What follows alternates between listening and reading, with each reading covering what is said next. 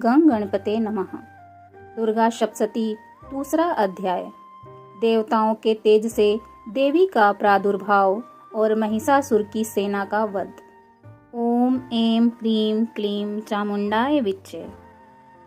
मध्य चरित्र के विष्णु ऋषि, महालक्ष्मी देवता, उष्णिक छंद, शाकंभरी शक्ति, दुर्गा बीज, वायु तत्व और यजुर्वेद स्वरूप हैं। श्री महालक्ष्मी की प्रसन्नता के लिए मध्यम चरित्र के पाठ में इसका विनियोग है। इस अध्याय का पाठ करते समय देवी भगवती का इस प्रकार ध्यान करना चाहिए।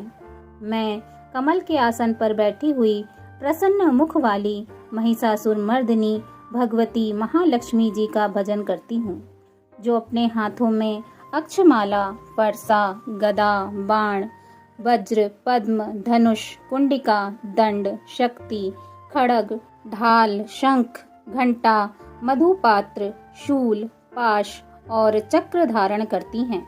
ऋषि कहते हैं, पूर्व काल में देवताओं और असुरों में पूरे 100 वर्षों तक घोर संग्राम हुआ। उसमें असुरों का स्वामी महिषासुर था और देवताओं के नायक इंद्र थे। उस युद्ध में देवताओं की सेना महाबली असुरों से परास्त हो गई। संपूर्ण देवताओं को जीतकर महिषासुर इंद्र बन बैठा। तब पराजित देवता प्रजापति ब्रह्मा जी को आगे करके उस स्थान पर गए जहां भगवान शंकर और भगवान विष्णु विराजमान थे। देवताओं ने महिषासुर के पराक्रम तथा अपनी पराजय का यथावत वृत्तांत उन दोनों देवेश्वर से विस्तार पूर्वक कह सुनाया। वे बोले, भगवान महिषासुर सूर्य, इंद्र, अग्नि, वायु, चंद्रमा, यम, वरुण तथा अन्य देवताओं के भी अधिकार छीनकर स्वयं ही सबका अधिष्ठाता बन बैठा है। उस दुरात्मा महिष ने समस्त देवताओं को स्वर्ग से निकाल दिया है। अब वे मनुष्यों की भांति पृथ्वी पर विचरते हैं। दैत्यों की यह सारी करतूत हमने आप लोगों से कह सुनाई। अब हम आपकी ही शरण में आए हैं। उसके वध का कोई उपाय सोचिए। इस प्रकार देवताओं के वचन सुनकर भगवान विष्णु और शिव ने दैत्यों पर बड़ा क्रोध किया। उनकी भौहें तन गईं और मुंह टेढ़ा हो गया। तब अत्यंत कोप से भरे हुए चक्रपाणी श्री विष्णु जी के मुख से एक महान तेज प्रकट हुआ। इसी प्रकार ब्रह्मा जी, शंकर जी तथा इंद्र आदि अन्य देवताओं के शरीर से बड़ा भारी तेज निकला। वह सब मिलकर एक हो गया। महान तेज का वह पुंज जा ज्वल्यमान पर्वत सा जान पड़ा। देवताओं ने देखा, वहां उसकी ज्वालाएं संपूर्ण दिशाओं में व्याप्त हो रही हैं। संपूर्ण देवताओं के शरीर से प्रकट हुए उस तेज की कहीं तुलना नहीं थी। एकत्रित होने पर वह एक नारी के रूप में परिणित हो गया और अपने प्रकाश से तीनों लोकों में व्याप्त जान पड़ा। भगवान शंकर जी का जो तेज था, उससे उस देवी का मुख प्रकट हुआ। यमराज के तेज से उसके सिर के बाल निकल आए। श्री भगवान विष्णु के तेज से उसकी भुजाएं उत्पन्न हुई। चंद्रमा के तेज से दोनों स्तनों का और इंद्र के तेज से मध्य भाग का प्रादुर्भाव हुआ। वरुण के तेज से जंघा और पिंडली तथा पृथ्वी के तेज से नितंब भाग प्रकट हुआ। ब्रह्मा जी के तेज से दोनों चरण और सूर्य के तेज से उनकी अंगुलियां हुईं। वसुओं के तेज से हाथों की अंगुलियां और कुबेर के तेज से नासिका प्रकट हुई। उस देवी के दांत प्रजापति के तेज से और तीनों नेत्र अग्नि के तेज से प्रकट हुए थे। उसकी भौहें संध्या के और कान वायु के तेज से उत्पन्न हुए थे। इसी प्रकार अन्य देवताओं के तेज से भी उस कल्याणमयी देवी का आविर्भाव हुआ। तदंतर समस्त देवताओं के तेज पुंज से प्रकट हुई देवी को देखकर महिषासुर के सताए हुए देवता बहुत प्रसन्न हुए। पिनाकधारी भगवान शंकर ने अपने सूल से एक सूल निकालकर उन्हें दिया। फिर भगवान विष्णु जी ने भी अपने चक्र से एक चक्र उत्पन्न करके भगवती को अर्पण किया। वरुण ने भी शंख भेंट किया। अग्नि ने उन्हें शक्ति दी और वायु ने धनुष तथा बाण से भरे हुए 2 तरकश प्रदान किए। सहस्त्र नेत्रों वाले देवराज इंद्र ने अपने वज्र से वज्र उत्पन्न करके दिया और ऐरावत हाथी से उतारकर एक घंटा भी प्रदान किया। यमराज ने काल दंड से दंड, वरुण ने पाश, प्रजापति ने स्फटिकाक्ष की माला तथा ब्रह्मा जी ने कमंडलु भेंट किया। सूर्य ने देवी के समस्त रोमकूपों में अपनी किरणों का तेज भर दिया। काल ने उन्हें चमकती हुई ढाल और तलवार दी। क्षीर समुद्र ने उज्जवल हार तथा कभी जीर्ण न होने वाले 2 दिव्य वस्त्र भेंट किए। साथ ही उन्होंने दिव्य चूर्णामणि, 2 कुंडल, कड़े, उज्जवल अर्धचंद्र, सब बाहुओं के लिए केयूर, दोनों चरणों के लिए निर्मल नुपुर, गले की सुंदर हसली और सब उंगलियों में पहनने के लिए रत्नों की बनी अंगूठियां भी दी। विश्वकर्मा ने उन्हें अत्यंत निर्मल फरसा भेंट किया। साथ ही अनेक प्रकार के अस्त्र और अभेद्य कवच भी दिए। इसके सिवा मस्तक और वक्ष स्थल पर धारण करने के लिए कभी न कुमलाने वाले कमलों की माला दी। जलधि ने उन्हें सुंदर कमल का फूल भेंट किया। हिमालय ने सवारी के लिए सिंह तथा भांति भांति के रत्न समर्पित किए। धनाध्यक्ष कुबेर ने मधु से भरा पान पात्र दिया तथा संपूर्ण नागों के राजा शेष ने, जो इस पृथ्वी को धारण करते हैं, उन्हें बहुमूल्य मणियों से विभूषित नागहार भेंट किया। इसी प्रकार अन्य देवताओं ने भी आभूषण और अस्त्र शस्त्र देकर देवी का सम्मान किया। तत्पश्चात उन्होंने बारंबार अट्टहास पूर्वक उच्च स्वर में गर्जना की। उनके भयंकर नाद से संपूर्ण आकाश गूंज उठा। देवी का वह अत्यंत उच्च स्वर से किया हुआ सिंहनाद कहीं समा न सका। आकाश उसके सामने लघु प्रतीत होने लगा। उससे बड़े जोर की प्रतिध्वनि हुई, जिससे संपूर्ण विश्व में हलचल मच गई और समुद्र कांप उठे, पृथ्वी डोलने लगी और समस्त पर्वत हिलने लगे। उस समय देवताओं ने अत्यंत प्रसन्नता के साथ सिंहवाहिनी भवानी से कहा, देवी तुम्हारी जय हो। साथ ही महर्षियों ने भक्ति भाव से विनम्र होकर उनका स्तवन किया। संपूर्ण त्रिलोकी को क्षोभग्रस्त देख दैत्यगण अपनी समस्त सेना को कवच आदि से सुसज्जित कर हाथों में हथियार ले सहसा उठ खड़े हो गए। उस समय महिषासुर ने बड़े क्रोध में आकर कहा, आह क्या हो रहा है। फिर वह संपूर्ण असुरों से घिरकर उस सिंहनाद की ओर लक्ष्य करके दौड़ा और आगे पहुंचकर उसने देवी को देखा, जो अपनी प्रभा से तीनों लोकों को प्रकाशित कर रही थी। उनके चरणों के भार से पृथ्वी दबी जा रही थी। माथे के मुकुट से आकाश में रेखा सी खिंच रही थी तथा वे अपने धनुष की टंकार से 7 पातालों को क्षुब्ध किए देती थी। देवी अपनी हजारों भुजाओं से संपूर्ण दिशाओं को आच्छादित करके खड़ी थी। तदंतर उनके साथ दैत्यों का युद्ध छिड़ गया। नाना प्रकार के अस्त्र शस्त्रों के प्रहार से संपूर्ण दिशाएं उद्भाषित होने लगी। चिछुर नामक महान असुर महिषासुर का सेना नायक था। वह देवी के साथ युद्ध करने लगा। अन्य दैत्यों की चतुरंगिणी सेना साथ लेकर चामर भी लड़ने लगा। 60,000 रथियों के साथ आकर उदग्र नामक महादैत्य ने लोहा लिया। 1 करोड़ रथियों को साथ लेकर महाहनु नामक दैत्य युद्ध करने लगा, जिसके रोंवे तलवार के समान तीखे थे। वह असीलोमा नामक महादैत्य 5 करोड़ रथी सैनिकों सहित युद्ध में आ डटा। 60 लाख रथियों से घिरा हुआ वाशकल नामक दैत्य भी उस युद्ध भूमि में लड़ने लगा। परिवारित नामक राक्षस हाथी सवार और घुड़सवारों के अनेक दलों तथा 1 करोड़ रथियों की सेना लेकर युद्ध करने लगा। विडाल नामक दैत्य 5 अरब रथियों से घिरकर लोहा लेने लगा। इनके अतिरिक्त और भी हजारों महादैत्य रथ, हाथी और घोड़ों की सेना साथ लेकर वहां देवी के साथ युद्ध करने लगे। स्वयं महिषासुर उस रणभूमि में कोटि कोटि सहस्त्र रथ, हाथी और घोड़ों की सेना से घिरा हुआ खड़ा था। वे दैत्य देवी के साथ तोमर, भिंदीपाल, शक्ति, मूसल, खड़ग, परशु और पाटिश आदि अस्त्र शस्त्रों का प्रहार करते हुए युद्ध कर रहे थे। कुछ दैत्यों ने उन पर शक्ति का प्रहार किया, कुछ लोगों ने पाश फेंके तथा कुछ दूसरे दैत्यों ने खड़ग प्रहार करके देवी को मार डालने का उद्योग किया। देवी ने भी क्रोध से भरकर खेल खेल में अपने अस्त्र शस्त्रों की वर्षा करके दैत्यों के वे समस्त अस्त्र शस्त्र काट डाले। उनके मुख पर परिश्रम या थकावट का रंच मात्र भी चिन्ह नहीं था। देवता और ऋषि उनकी स्तुति करते थे और वे भगवती परमेश्वरी दैत्यों के शरीरों पर अस्त्र शस्त्रों की वर्षा करती रहीं। देवी का वाहन सिंह भी क्रोध में भरकर गर्दन के बालों को हिलाता हुआ असुरों की सेना में इस प्रकार विचरने लगा मानो वनों में दावानल फैल रहा हो।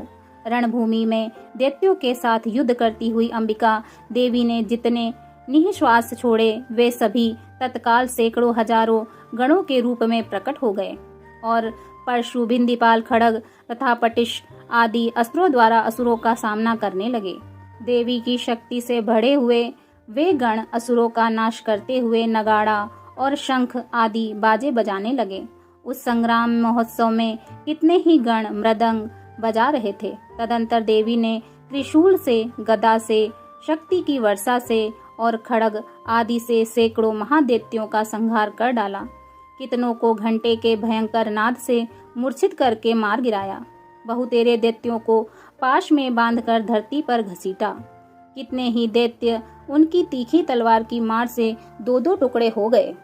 कितने ही गदा की चोट से घायल हो धरती पर सो गए। कितने ही मूसल की मार से अत्यंत आहत होकर रक्त वमन करने लगे। कुछ दैत्य शूल से छाती फट जाने के कारण पृथ्वी पर ढेर हो गए। उस रणांग रण में बाण समूहों की वृष्टि से कितने ही असुरों की कमर टूट गई। बाज की तरह झपटने वाले देवपिंडक दैत्यगण अपने प्राणों से हाथ धोने लगे। किन्हीं की भौवें छिन्न भिन्न हो गईं, कितनों की गर्दन कट गई।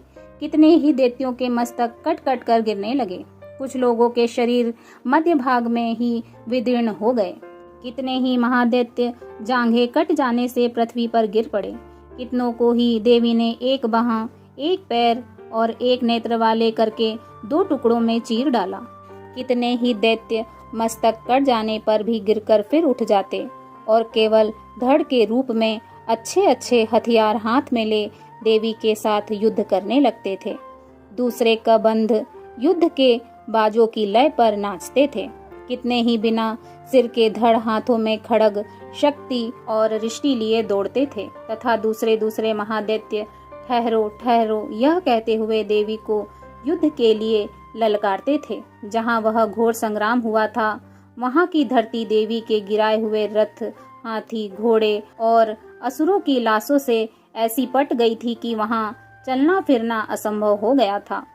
दैत्यों की सेना में हाथी, घोड़े और असुरों के शरीर से इतनी अधिक मात्रा में रक्तपात हुआ था कि थोड़ी ही देर में वहाँ खून की बड़ी बड़ी नदियां बहने लगी। जगदम्बा ने असुरों की विशाल सेना को क्षण भर में नष्ट कर दिया। ठीक उसी तरह जैसे तृण और काठ के भारी ढेर को आग कुछ ही क्षणों में भस्म कर देती है और वह सिंह भी गर्दन के बालों को हिला हिलाकर जोर जोर से गर्जना करता हुआ दैत्यों के शरीर से मानो उनके प्राण चुने लेता था।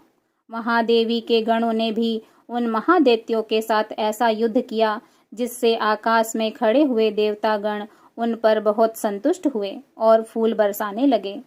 इस प्रकार श्री मार्कंडेय पुराण में सर्वाणिक मनवंतर की कथा के अंतर्गत देवी महात्म्य में महिषासुर की सेना का वध नामक दूसरा अध्याय पूरा हुआ। बोलिए भवानी जगदम्बा की जय। प्रेम से बोलिए जय माता की। दुर्गा सप्तशती तीसरा अध्याय, सेनापतियों सहित महिषासुर का वध। इस अध्याय का पाठ करते समय देवी भगवती का इस प्रकार ध्यान करें। जगदम्बा के श्री अंगों की कांति उदय काल के सहस्त्रों सूर्य के समान है। वे लाल रंग की रेशमी साड़ी पहने हुए हैं। उनके गले में मुंडमाला शोभा पा रही है। दोनों स्तनों पर रक्त चंदन का लेप लगा है। वे अपने कर कमलों में जप मालिका, विद्या और अभय तथा वर नामक मुद्राएं धारण किए हुए हैं। 3 नेत्रों से सुशोभित मुखारविंद की बड़ी शोभा हो रही है।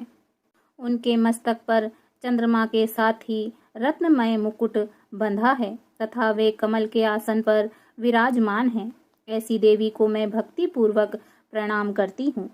ऋषि कहते हैं, दैत्यों की सेना को इस प्रकार तहस नहस होते देख महादैत्य सेनापति चिछुर क्रोध में भरकर अंबिका देवी से युद्ध करने के लिए आगे बढ़ा। वह असुर रणभूमि में देवी के ऊपर इस प्रकार बाणों की वर्षा करने लगा जैसे बादल मेरुगिरी के शिखर पर पानी की धार बरसा रहा हो। तब देवी ने अपने बाणों से उसके बाण समूहों को अनायास ही काटकर उसके घोड़ों और सारथी को भी मार डाला। साथ ही उसके धनुष तथा अत्यंत ऊंची ध्वजा को भी तत्काल काट गिराया। धनुष कट जाने पर उसके अंगों को अपने बाणों से बींध डाला। धनुष, रथ, घोड़े और सारथी के नष्ट हो जाने पर वह असुर ढाल और तलवार लेकर देवी की ओर दौड़ा। उसने तीखी धार वाली तलवार से सिंह के मस्तक पर चोट करके देवी की बाईं भुजा में बड़े वेग से प्रहार किया। राजन, देवी की बाह पर पहुंचते ही वह तलवार टूट गई। फिर तो क्रोध से लाल आंखें करके उस राक्षस ने शूल हाथ में लिया और उसे उस महादैत्य ने भगवती भद्रकाली के ऊपर चलाया। वह शूल आकाश से गिरते हुए सूर्यमंडल की भांति अपने तेज से प्रज्वलित हो उठा। उस शूल को अपनी ओर आते देख देवी ने भी शूल का प्रहार किया। उससे राक्षस के शूल के सैकड़ों टुकड़े हो गए। साथ ही महादैत्य चिछुर की भी धज्जियां उड़ गईं। वह प्राणों से हाथ धो बैठा। महिषासुर के सेनापति उस महापराक्रमी चिछुर के मारे जाने पर देवताओं को पीड़ा देने वाला चामर हाथी पर चढ़कर आया। उसने भी देवी के ऊपर शक्ति का प्रहार किया, किंतु जगदम्बा ने उसे अपने हुंकार से ही आहत एवं निष्प्रभ करके तत्काल पृथ्वी पर गिरा दिया। शक्ति टूटकर गिरी हुई देख चामर को बड़ा क्रोध हुआ। अब उसने शूल चलाया, किंतु देवी ने उसे भी अपने बाणों द्वारा काट डाला।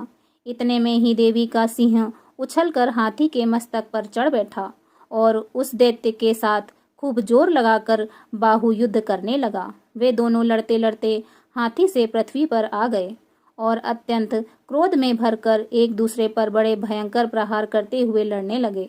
तदंतर सिंह बड़े वेग से आकाश की ओर उछला और उधर से गिरते समय उसने पंजों की मार से चामर का सिर धड़ से अलग कर दिया। इसी प्रकार उदग्र भी शिला और वक्ष आदि की मार खाकर रणभूमि में देवी के हाथों से मारा गया तथा कराल भी दांतों, मुक्कों और थप्पड़ों की चोट से धराशाही हो गया। क्रोध में भरी हुई देवी ने गदा की चोट से उद्धत का कचुमर निकाल डाला। भिंदीपाल से वाष्यकल को तथा बाणों से ताम्र और अंधक को मौत के घाट उतार दिया। 3 नेत्रों वाली परमेश्वरी ने त्रिशूल से उग्रास्य, उग्रवीर तथा महाहनु नामक दैत्य को मार डाला। तलवार की चोट से विडाल के मस्तक को धड़ से काट गिराया। दुर्धर और दुर्मुख इन दोनों को भी अपने बाणों से यमलोक भेज दिया। इस प्रकार अपनी सेना का संहार होता देख महिषासुर ने भैंसे का रूप धारण करके देवी के गणों को त्रास देना आरंभ किया।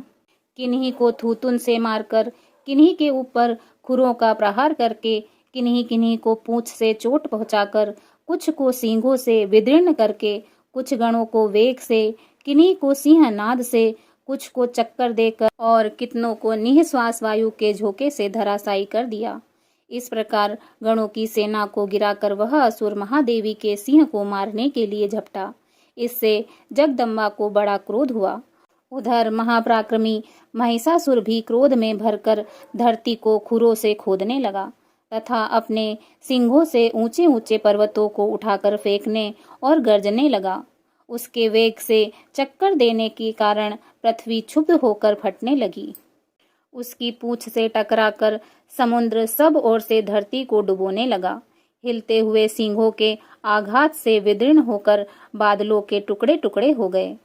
उसके श्वास की प्रचंड वायु के वेग से उड़े हुए सैकड़ों पर्वत आकाश से गिरने लगे। इस प्रकार क्रोध में भरे हुए उस महादैत्य को अपनी ओर आते देख चंडिका ने उसका वध करने के लिए महान क्रोध किया। उन्होंने पाश फेंककर उस महान असुर को बांध लिया। उस महासंग्राम में बंध जाने पर उसने भैंसे का रूप त्याग दिया और तत्काल सिंह के रूप में वह प्रकट हो गया। उस अवस्था में जगदम्बा जो ही उसका मस्तक काटने के लिए उद्धत हुई, त्यों ही वह खड्गधारी पुरुष के रूप में दिखाई देने लगा। तब देवी ने तुरंत ही बाणों की वर्षा करके ढाल और तलवार के साथ उस पुरुष को भी बींध डाला।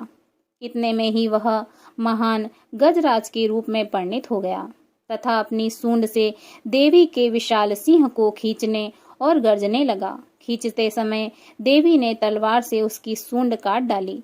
तब उस महादैत्य ने पुनः भैंसे का शरीर धारण कर लिया और पहले की ही भांति चराचर प्राणियों सहित तीनों लोकों को व्याकुल करने लगा। तब क्रोध से भरी हुई जगत माता चंडिका बारंबार उत्तम मधु का पान करने और लाल आंखें करके हंसने लगी।